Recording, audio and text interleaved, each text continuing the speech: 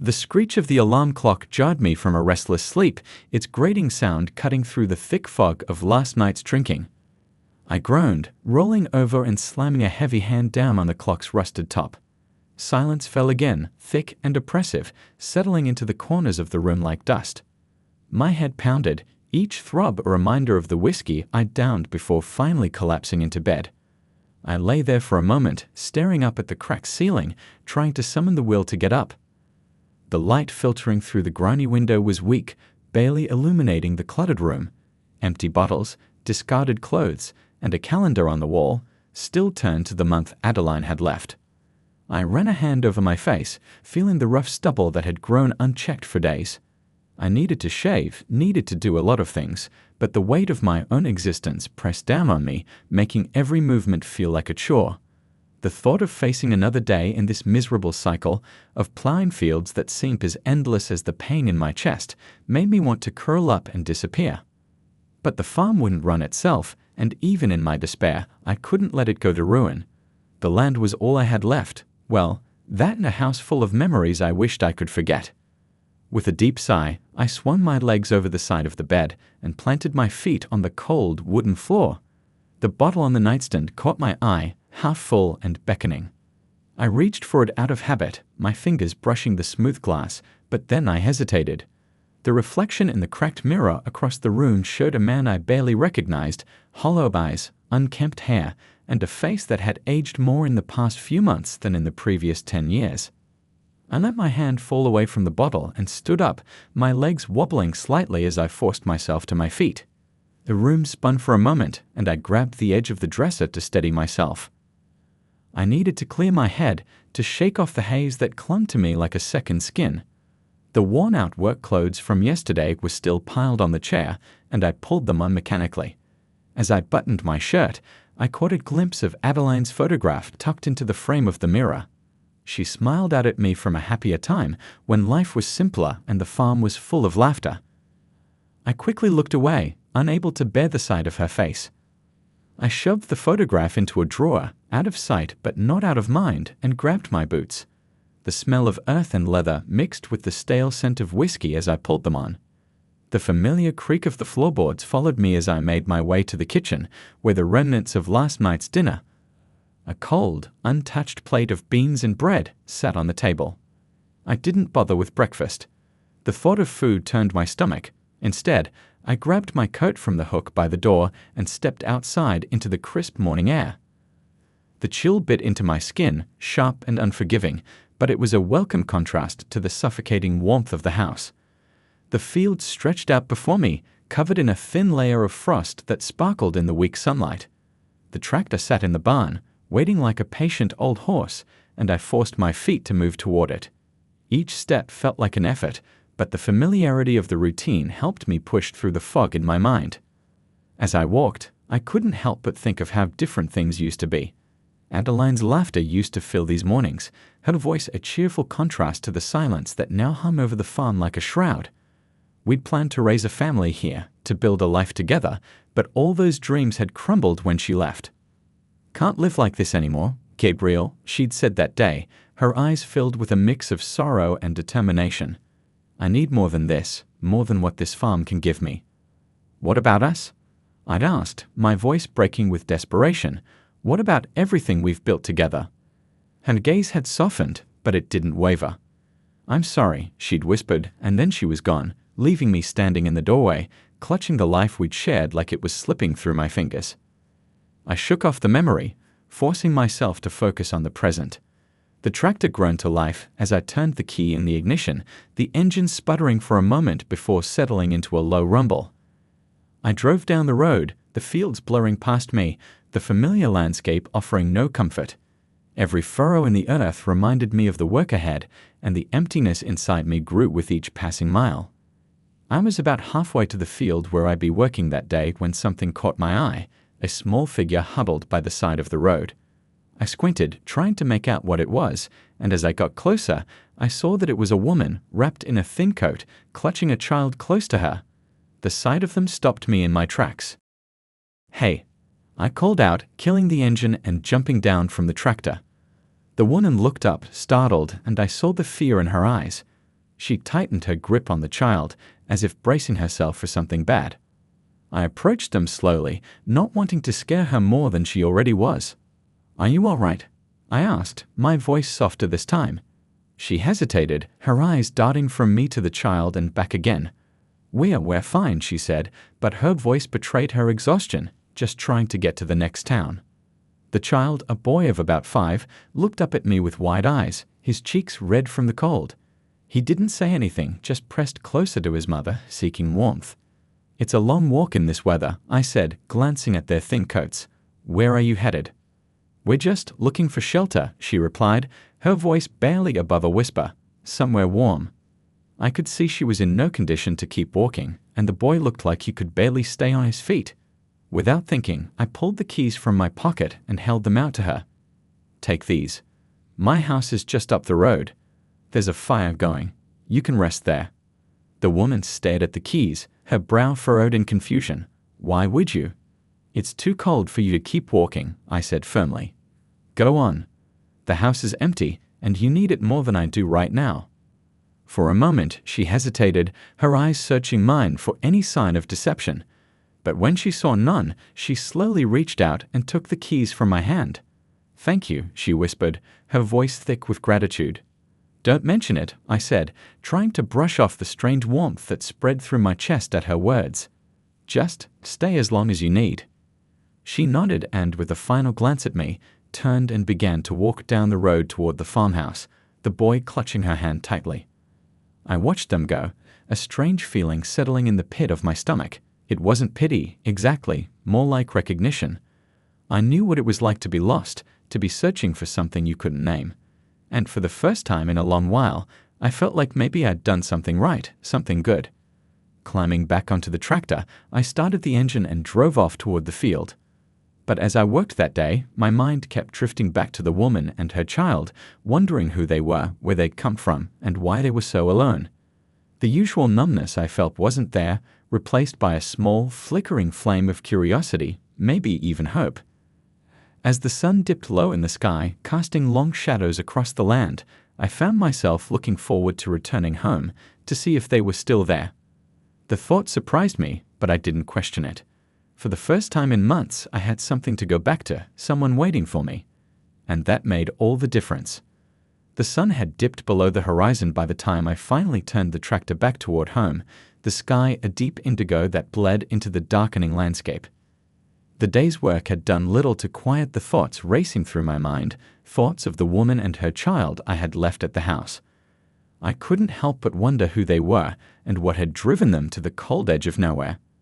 As I pulled the tractor into the barn, shutting off the engine, I sat in the silence for a moment, gathering the nerve to head inside. The chill of the evening crept into my bones as I finally climbed down and made my way toward the house. The windows glowed warmly in the darkness, a stark contrast to the lifeless shell it had been for so long. I hesitated at the front door, my hand hovering over the doorknob. It had been months since I'd felt any kind of anticipation about walking into this house. Usually, it was just a place to sleep, drink, and escape the weight of memories. But tonight, something was different. I took a deep breath and pushed the door open. The warmth hit me first, a comforting wave of heat that melted away the chill from outside. The smell of something cooking followed, a rich, savory scent that made my stomach growl. I hadn't realized how hungry I was until that moment, but the day's work had taken more out of me than I'd thought. The living room was softly lit by the fire crackling in the hearth, casting flickering shadows on the walls. The room, usually cluttered and disordered, was now neat and inviting. The table was cleared, the blankets folded, and even the stack of old newspapers that had been gathering dust in the corner was gone. It was like stepping into someone else's home, a home that had been cared for, loved. "Hello," I called out, unsure if I should be here in my own house. My voice echoed faintly in the warm, cozy space. The sound of footsteps from the kitchen made me turn, and a moment later, the woman appeared in the doorway, wiping her hands on a dish towel. She looked different in the firelight, less wary, more at ease. Her dark hair was pulled back, revealing a face that was still young but etched with lines of worry and fatigue. "Gabriel," she said, a small smile tugging at the corners of her mouth. "You're home?" "Yeah," I replied, my voice gruffer than I intended. I cleared my throat, trying to shake off the awkwardness. I hope you're comfortable. We are, thank you, she said, her eyes softening as she spoke. I made some stew. I hope you don't mind. Luke was hungry, and I thought, well, it seemed like the least I could do. I don't mind at all, I said quickly, the smell of the stew drawing me closer to the kitchen. It smells real good. She smiled, more warmly this time, and stepped aside to let me pass. The kitchen, like the rest of the house, was transformed. The counters were wiped clean, the dishes washed and put away. A pot simmered on the stove, steam rising and filling the room with a mouth-watering aroma. Luke, the boy, was sitting at the small kitchen table, a spoon clutched in his hand. He looked up when I entered, his big brown eyes wide with curiosity. He was small for his age, his clothes a little too big, but there was a resilience in his gaze that I couldn't help but admire. Hi there, I said, trying to soften my tone. I wasn't used to talking to kids, but something about Luke made me want to try. Hi, he replied quietly, his voice barely above a whisper. He glanced at his mother, as if seeking reassurance. This is Gabriel, Luke, the woman said, coming over to ruffle the boy's hair gently. He's the kind man who let us stay here tonight. Luke nodded, his eyes never leaving mine. There was something in his gaze, innocence, but also a depth that seemed beyond his years. I couldn't imagine what he'd been through, but I knew it wasn't easy. What's your name? I asked, turning to the woman. It struck me that I had invited her into my home without even knowing it. Anna, she replied, her eyes meeting mine steadily. And this is Luke. Anna, I repeated, the name lingering on my tongue. It's nice to meet you, Anna. And you too, Luke. Thank you for letting us stay, Anna said, her voice sincere. I didn't expect such kindness from a stranger. You're welcome, I said, feeling a little uncomfortable under her grateful gaze. It's nothing really. This house, it's too big for just me anyway.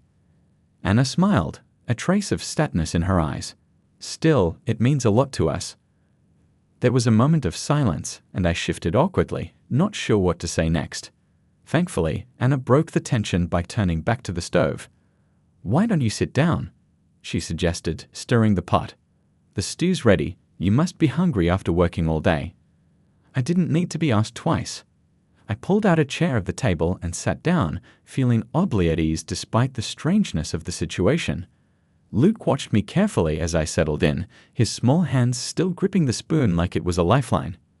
Anna ladled out bowls of stew and set them on the table, along with some bread that looked like it had been freshly baked. I stared at the food for a moment, almost disbelieving. It had been so long since I'd had a home-cooked meal, something made with care instead of just thrown together out of necessity. Dig in, Anna said, taking a seat across from me. She smiled at Luke, who eagerly dipped his spoon into the stew. I followed suit, scooping up a spoonful of the thick, hearty stew and bringing it to my mouth. The flavor hit me immediately, rich, savory, and comforting like something out of a memory. It warmed me from the inside out, chasing away the last remnants of the cold that had settled into my bones earlier. This is really good, I said after a few bites, looking at Anna with genuine appreciation. Thank you, she replied, her cheeks flushing slightly. I wasn't sure what you'd like, but I'm glad you enjoy it. It's perfect, I said, meaning it. Best meal I've had in a long time. We ate in silence for a while, the only sounds being the clinking of spoons against bowls and the occasional crackle of the fire in the other room. It was a peaceful kind of silence, the kind that filled the air with a sense of contentment rather than emptiness. As we finished the meal, Luke looked up at me, his curiosity finally getting the better of him. Do you live here all by yourself? He asked, his voice small but clear. I nodded, swallowing the last bite of stew. Yeah, it's just me. Been that way for a while now. Where's your family? He asked, his innocent question cutting deeper than he knew. Luke, Anna said gently, but there was no need to stop him. I knew the boy meant no harm. It's all right, I said, giving Anna a reassuring look. I turned back to Luke, choosing my words carefully. There, not here anymore. Oh, Luke said, his brow furrowing as he tried to process that. Is it lonely? The question hung in the air, heavier than I expected. I hadn't really thought about it like that, but hearing the word out loud made it all too real. Lonely was exactly what it was, what it had been since Adeline left. But how do you explain that to a child? Sometimes, I admitted finally, my voice quieter than before. But it's better now. Better with company. Luke seemed to accept that, nodding sagely as if he understood something far beyond his years. He went back to his stew, leaving me with the echo of his question lingering in my mind. After dinner, Anna insisted on washing up, despite my protests that she was a guest and didn't need to bother. But she was stubborn, and in the end, I relented, grateful for the help and the company. As I watched her move around the kitchen, Luke playing quietly with a toy I hadn't even realized I still had, a strange feeling washed over me. It wasn't quite happiness, not yet, but it was something close, a warmth that had been missing for far too long. The house, once so cold and empty, now felt alive, filled with the sounds and smells of a real home. When the dishes were done and Luke was yawning, Anna gathered him up in her arms, ready to put him to bed. I hesitated for a moment, then spoke up. "You can stay here as long as you need," I said, the words coming out almost unbidden. "There's plenty of room, and you don't have to worry about anything." Anna looked at me, her eyes searching mine for a long moment. Then she smiled, a genuine smile that reached her eyes. "Thank you, Gabriel. You've already done so much for us. I don't know how we can ever repay you." "No need for that," I said quickly. "Just knowing you're safe here is enough." She nodded, her expression softening. "Good night, Gabriel." "Good night, Anna." "Good night, Luke," I replied, watching them disappear down the hallway. As the house settled into a comfortable quiet, I made my way to the living room and sat down by the fire. The warmth seeped into me, and for the first time in what felt like forever, I allowed myself to relax. The ghosts of the past still lingered, but they seemed a little less daunting now, a little further away. Maybe, just maybe, this was the beginning of something new, something better. And as I sat there, staring into the flames, I found myself daring to hope again. The morning light filtered softly through the thin curtains of my bedroom, waking me with a gentle nudge. I lay there for a moment, blinking away the last remnants of sleep, trying to remember why the house felt different, why I felt different. Then it came back to me, Anna and Luke. It had been so long since I'd had anything to look forward to in the morning that I almost didn't recognize the feeling. It was a mixture of anticipation and a strange sense of purpose. The days of dragging myself out of bed, driven only by the need to keep the farm from falling apart, felt like a distant memory now. I got up and dressed quickly, the cold floorboards creaking under my feet as I pulled on my work clothes. The house was quiet as I stepped into the hallway, but the faint smell of coffee brewing drifted from the kitchen, mingling with the scent of fresh bread. It was a smell I'd forgotten, one that brought with it a sense of comfort and normalcy. When I entered the kitchen, I found Anna already up, bustling around the stove. She turned when she heard me, her face lighting up with a smile that made the room seem even warmer. "Good morning, Gabriel," she said, her voice bright and welcoming. "I hope I didn't wake you. I thought I'd get a head start on breakfast." "You didn't wake me," I replied, returning her smile with one of my own. "And I appreciate it. I can't remember the last time I had a proper breakfast." She laughed softly, turning back to the stove. "Well, I'm glad I could change that. Luke's still asleep, so it'll just be us for now. But I'm sure he'll be up soon. He's always up early when there's something new to explore." I nodded, taking a seat at the kitchen table. The bread was cooling on a rack, and Anna had laid out butter and jam alongside it. I watched as she poured 2 mugs of coffee, the steam rising in delicate curls.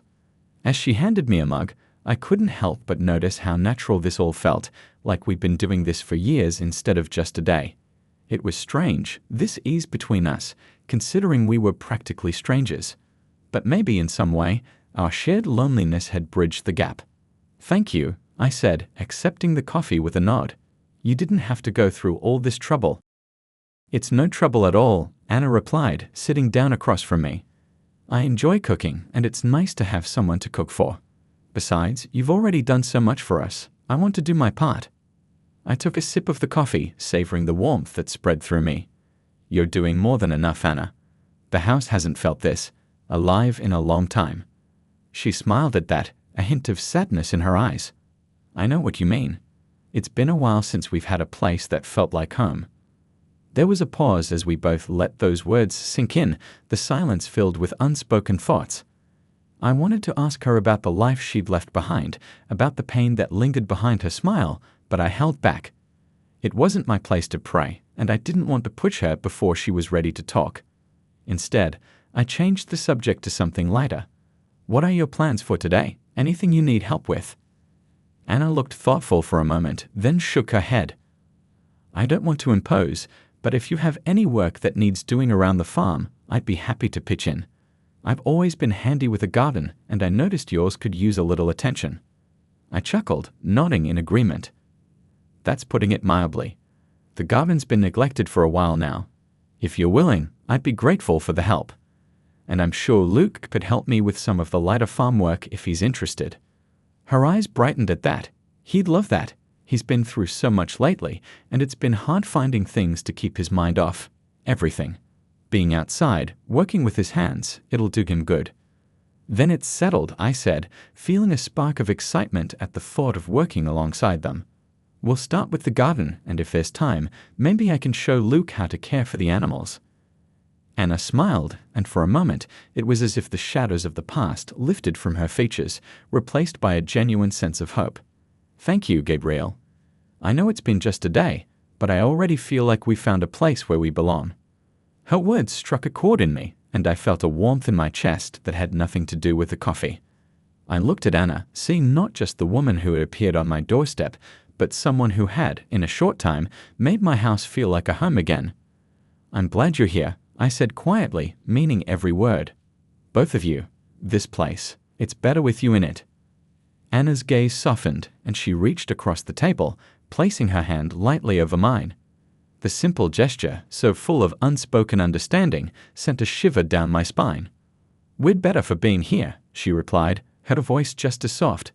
Maybe this is the fresh start we all needed. Before I could respond, the sound of small feet padding down the hallway interrupted the moment. Luke appeared in the doorway, rubbing sleep from his eyes, his hair sticking up in all directions. He blinked at us, then grinned when he saw the food on the table. Morning, Mom. Morning, Gabrielle. He chirped, climbing up into a chair beside me. Morning, Luke, I replied, unable to keep the smile from my face. Sleep well? He nodded enthusiastically, reaching for a slice of bread. Yeah, your bed is so comfy, Gabrielle. Way better than the one we had before. I chuckled, watching as he smeared a generous amount of jam on the bread. I'm glad you like it. We've got a busy day ahead of us, you know. Your mom and I were just talking about working in the garden and maybe taking care of the animals. You up for that? Luke's eyes lit up with excitement. Really? I get to help with the animals? Sure do, I said, ruffling his hair. We'll start after breakfast. As we ate, the kitchen filled with the sound of chatter and laughter, a sound that had been absent for far too long. Luke peppered me with questions about the farm, eager to learn everything he could, and Anna joined in, her laughter clear and bright. The air was lighter than it had been in months, maybe years, and I felt a sense of contentment that I hadn't thought possible. After breakfast, we headed outside to start the day's work. The air was crisp and fresh, the sky a brilliant blue with only a few wisps of clouds. The frost had melted away, leaving the earth damp and ready for planting. Anna and I worked side by side in the garden, turning over the soil and preparing it for new life. Luke followed us around, chattering excitedly and helping where he could. He wasn't much taller than the tools he tried to wield, but his enthusiasm was contagious, and I found myself laughing more than I had in ages. This garden's going to be beautiful, Anna said, her hands deep in the earth as she planted a row of seeds. I can already picture it. Bright flowers, fresh vegetables, a real oasis. It hasn't looked like that in years, I admitted, wiping sweat from my brow. But with you here, I believe it can be again. Anna glanced at me, a soft smile playing on her lips. We'll make it beautiful together. We worked for hours, the garden slowly taking shape under our combined efforts. When we finished, the once barren plot of land was filled with neat rows of freshly planted seeds and young plants. It was a small victory, but one that filled me with a deep sense of accomplishment. As the day wore on, I took Luke to the barn to introduce him to the animals. His eyes grew wide with wonder as he met the cows, chickens, and goats, his small hands reaching out to pet them. I showed him how to feed them, how to care for them, and he listened intently, absorbing every word like a sponge. "You're a natural," I told him as he gently stroked one of the goats. "The animals already like you." Luke beamed, his face glowing with pride. "Really? I like them too. They're so soft and warm." "Maybe one day you can have a farm of your own," I said, kneeling down beside him. "Would you like that?" He nodded eagerly, his eyes shining with excitement. "Yeah, I want to have lots of animals and plants and make everything grow." I smiled, ruffling his hair. "I think you'd be great at it, Luke." We spent the rest of the afternoon in the barn, tending to the animals and talking about the future. For the first time in a long while, the future didn't seem so bleak. With Anna and Luke here, it felt like there was something worth looking forward to, something worth building. As the sun began to set, casting long shadows across the fields, we headed back to the house. We were tired but happy, our clothes dirty from the day's work, but our spirits high. The house welcomed us with its warm glow, the fire crackling in the hearth as we stepped inside. After a simple but hearty dinner, we settled into the living room, the fire casting a warm light over us. Luke curled up on the couch with a book, his eyes heavy with sleep. Anna sat beside him, her hand resting lightly on his shoulder, her gaze soft as she watched him. I sat across from them, the crackling of the fire the only sound in the room. The day's work had left me pleasantly tired, my muscles aching in that satisfying way that comes from a job well done. But more than that, there was a peace in my heart that I hadn't felt in years. "This feels right," Anna said softly, breaking the comfortable silence. She looked at me, her eyes reflecting the firelight. "Being here with you, it feels like we're finally home." I met her gaze, feeling that warmth spread through me again. "It does, doesn't it? I didn't think I'd ever find that again, but you've brought it back." She smiled, a genuine, heartfelt smile that lit up her face. "I'm glad. I've been looking for a place to belong for so long. Maybe we've both found what we were missing." I nodded, unable to find the right words to express what I was feeling. But as I looked at Anna and Luke, nestled together by the fire, I knew that whatever it was good, it was real, and it was the start of something new, something worth holding onto.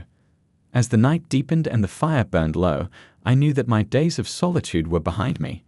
With Anna and Luke by my side, I was no longer alone. We were a team, a family, building something beautiful out of the broken pieces of our pasts. And for the first time in a long time, I was ready to face the future, whatever it might bring. It was a crisp autumn afternoon, the kind that carried a hint of winter in its breath, but was still warmed by the golden sunlight filtering through the trees. The farm had settled into a rhythm, a new normal that felt comfortable and familiar. Anna and Luke had been with me for weeks now, and every day brought us closer, more intertwined. The garden was flourishing under Anna's care, and Luke had become my shadow, always eager to help with the animals or ride along on the tractor. But as much as things had improved, I couldn't shake the feeling that something was looming on the horizon, an unease that I couldn't quite place. It was as if the shadows of my past were waiting to pounce, ready to drag me back to the darkness I had fought so hard to escape. That afternoon, I found myself in the barn, repairing an old piece of equipment that had seen better days. The rhythmic clang of the hammer against metal was soothing, a familiar sound that kept my thoughts at bay. But even as I worked, my mind wandered to Adeline, the woman who had once been my wife, my everything, before she left me to chase dreams of the city. I hadn't heard from her in over a year, and the pain of her leaving had dulled over time, replaced by a numb acceptance. But now, with Anna and Luke in my life, the memories of Adeline felt like a weight I couldn't quite shake. I wasn't sure why, but something told me that she wasn't as far from my life as I'd hoped. The sound of footsteps on the gravel outside the barn caught my attention. I looked up to see Anna approaching, her expression concerned as she stepped into the dim light filtering through the barn's open doors. "Gabriel, there's someone at the house," she said, her voice tinged with worry. I wiped my hands on a rag, frowning. "Who is it?" "I don't know. A woman. She didn't give her name, just said she needed to speak with you. She's waiting outside." My heart sank, dread pooling in my stomach. There was only one person it could be.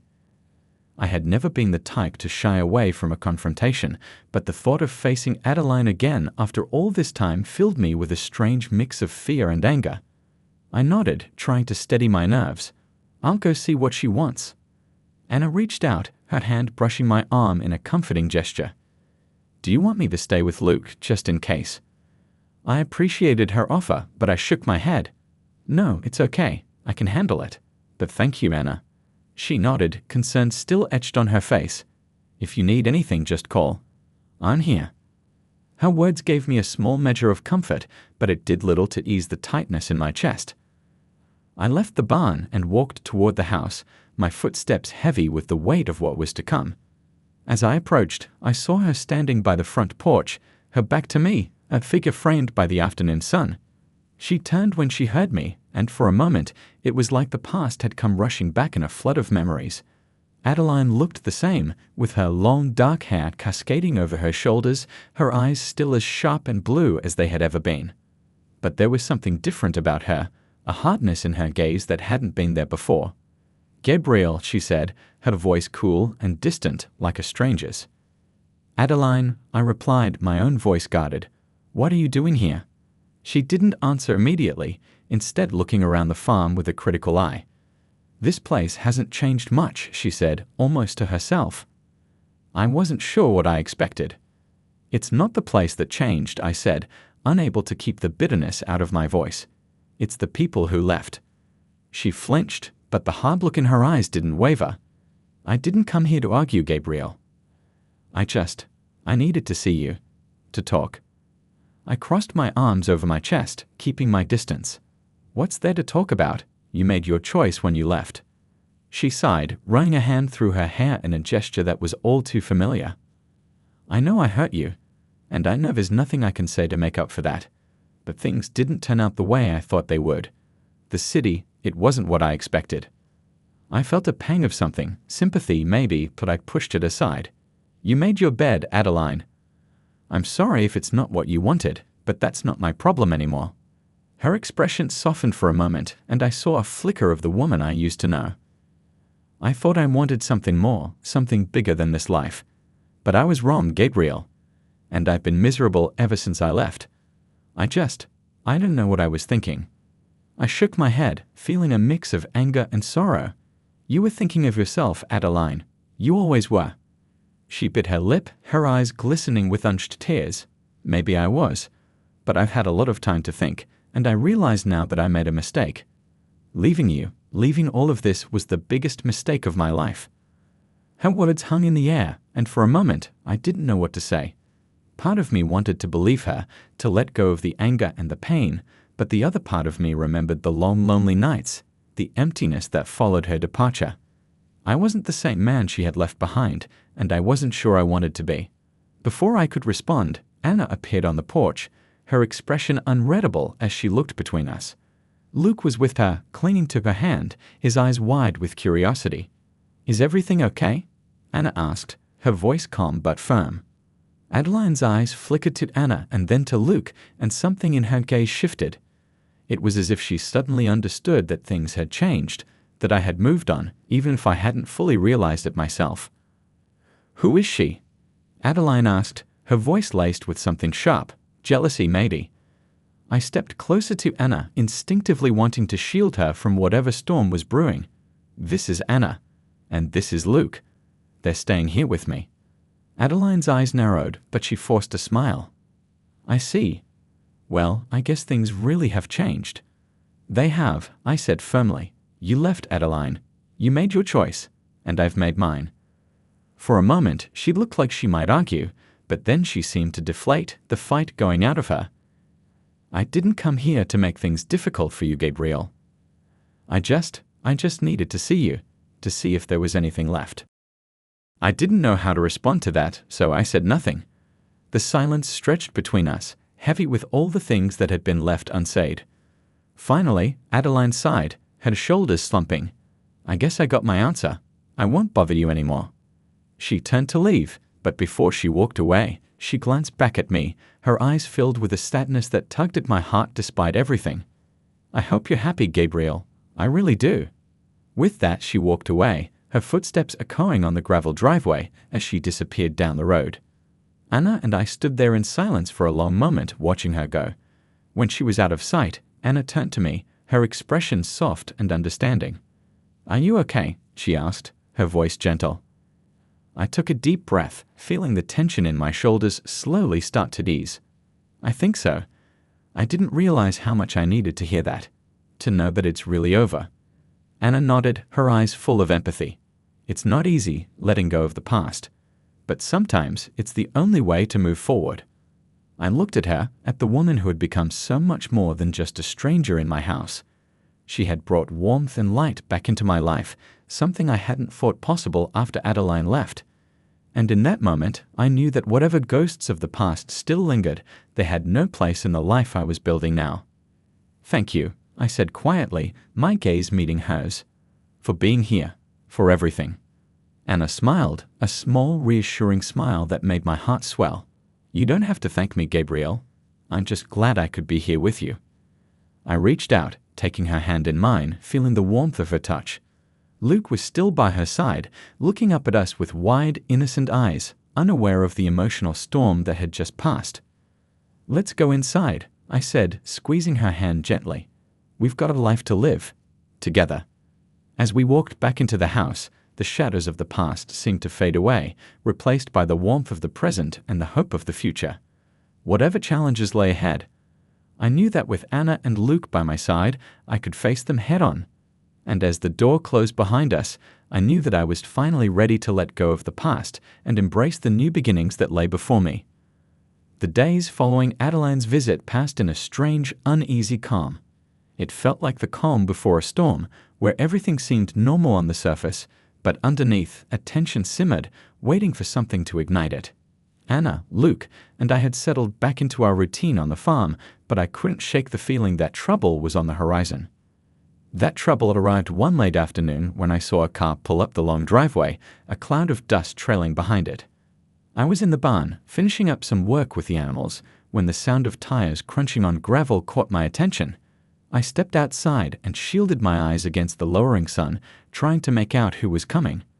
The car was unfamiliar, a shiny black sedan that stood out starkly against the rustic backdrop of the farm.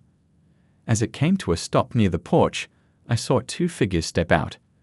A tall, imposing man in a suit and a woman I immediately recognized as Anna's mother. My heart sank, a cold dread settling in my stomach. This was the moment I'd feared ever since Anna had told me her story. I wiped my hands on a rag and walked toward the house, my mind racing with what could possibly happen next. Anna must have heard the car as well because she stepped out onto the porch, her face pale when she saw who it was. Luke was playing in the yard, blissfully unaware of the tension that had descended on the farm. "Anna," I called out as I approached, my voice steady despite the turmoil churning inside me. She looked at me, her eyes wide with fear, but she nodded slightly, acknowledging my presence. I could see the struggle in her face, the way she was trying to hold herself together. "Mom," Anna said, her voice tight as the older woman approached the porch. "What are you doing here?" Her mother, a stern-looking woman with sharp features and eyes that were as cold as steel, didn't answer right away. Instead, she glanced around the farm, a look of disdain crossing her face. "I see you're still living in squalor," her mother finally said, her voice dripping with disapproval. "I had hoped you would have come to your senses by now, Anna." Anna stiffened, her jaw tightening as she stared her mother down. "I'm happy here, Mom. I don't need anything from you." The man in the suit, who I assumed was her mother's husband, Anna's stepfather, stepped forward, his expression hard. "We're not here for you, Anna. We're here for Luke." At the sound of his name, Luke looked up from where he was playing and spotted the strangers on the porch. His face lit up with innocent curiosity, but he stayed where he was, sensing that something wasn't quite right. "Luke is my son," Anna said, her voice trembling slightly as she stepped forward, placing herself between the man and her child. "You have no right to take him." "On the contrary," her stepfather said, his voice cold and calculating. "We have every right. You're an unfit mother, Anna. You've been living in a rundown shack, dragging that boy from place to place with no stability, no future. We've come to take him to a better life, a life where he'll be provided for properly." Anna's face paled further, and she turned to look at me, desperation in her eyes. Gabriel. I didn't need to hear more. I stepped forward, standing beside Anna, my gaze locked on her stepfather. You're not taking Luke, I said, my voice firm. He belongs here with his mother. Her stepfather sneered, his eyes narrowing as he sized me up. And who are you exactly? Some farmer who thinks he can play hero.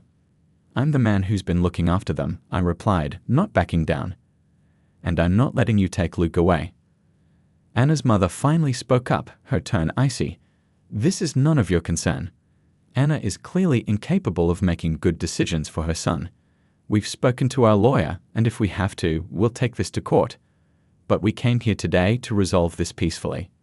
Anna's hand gripped mine tightly, and I could feel her shaking. I squeezed her hand back, trying to offer some reassurance. You're not taking him, I repeated, my voice low and dangerous. We'll see about that, her stepfather said, his voice dripping with contempt. He turned to Anna, his tone condescending. This is your last chance, Anna. Come back with us. We'll make sure Luke is taken care of. You can even see him on weekends if you want.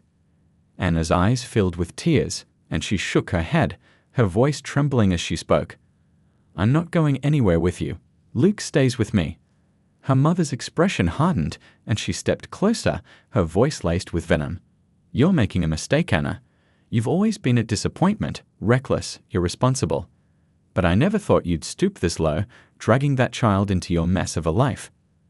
That's enough, I snapped, stepping in front of Anna, shielding her from the barrage of words. I could feel my anger rising, but I forced myself to stay calm. You don't get to talk to her like that.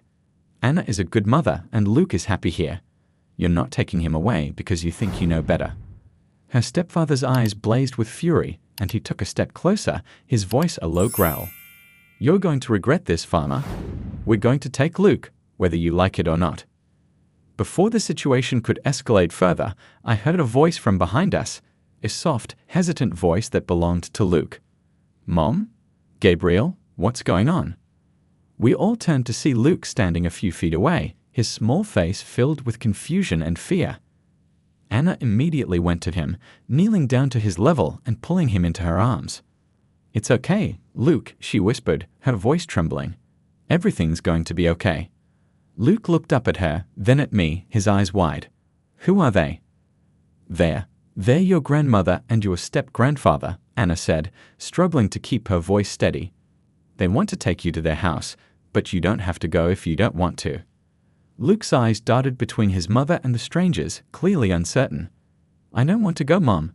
I want to stay here. I want to stay with you and Gabriel. Anna hugged him tightly, tears spilling down her cheeks. Then that's what we'll do, sweetheart. You're staying right here with us. Her stepfather scoffed, clearly unimpressed by the display of emotion. This is ridiculous. That boy doesn't know what's best for him. You're just manipulating him. That's enough, I said, my voice cold and sharp. I turned to face them, my anger barely contained. I'm going to say this one more time. You're not taking Luke. If you want to drag us into court, fine. But you're not walking out of here with him today. For a moment, the tension was so thick I could feel it pressing down on my chest, making it hard to breathe. I wasn't sure what they would do, whether they would try to force the issue or back down. But I was ready to protect Anna and Luke with everything I had. Finally, Anna's mother sighed, a frustrated, defeated sound. She looked at her husband, then back at Anna. We'll see you in court then, she said coldly. But don't think this is over. We will get Luke back, and when we do, you'll realize how foolish you've been. With that, they turned and walked back to their car. I watched them go, my body still tense, my fists clenched at my sides. Anna stayed where she was, holding Luke close, as if she could shield him from the world with her embrace. When the car had disappeared down the road, I turned back to Anna and Luke, feeling the tension slowly drain from my body. I knelt down beside them, reaching out to place a hand on Luke's shoulder. Hey, it's okay, I said softly, meeting Luke's wide, frightened eyes. They're gone. You're safe. Luke looked at me, then at his mother, his voice small and shaky. I don't have to go with them, right? Anna shook her head fiercely, still holding him close. No, baby. You don't have to go anywhere. You're staying right here with me and Gabriel. He nodded, burying his face in her shoulder, his small body trembling with the aftershocks of fear. Anna held him tightly, whispering soothing words into his ear, trying to calm him down.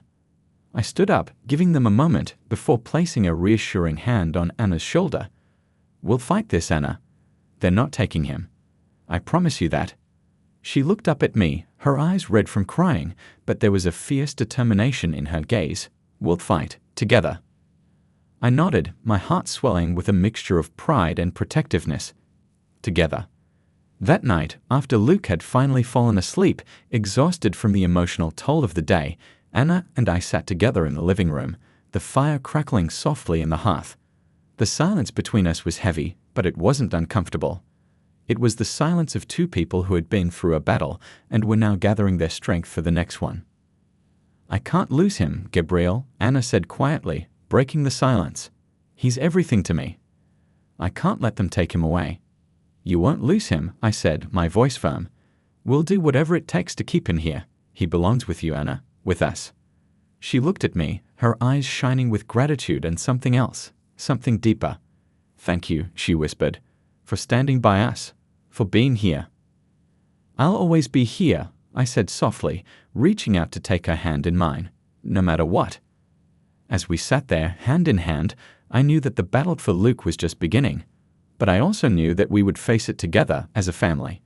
And no matter what challenges lay ahead, we would fight for our future, for the life we were building together. Because in the end, love was stronger than anything the world could throw at us, and that was a battle worth fighting for.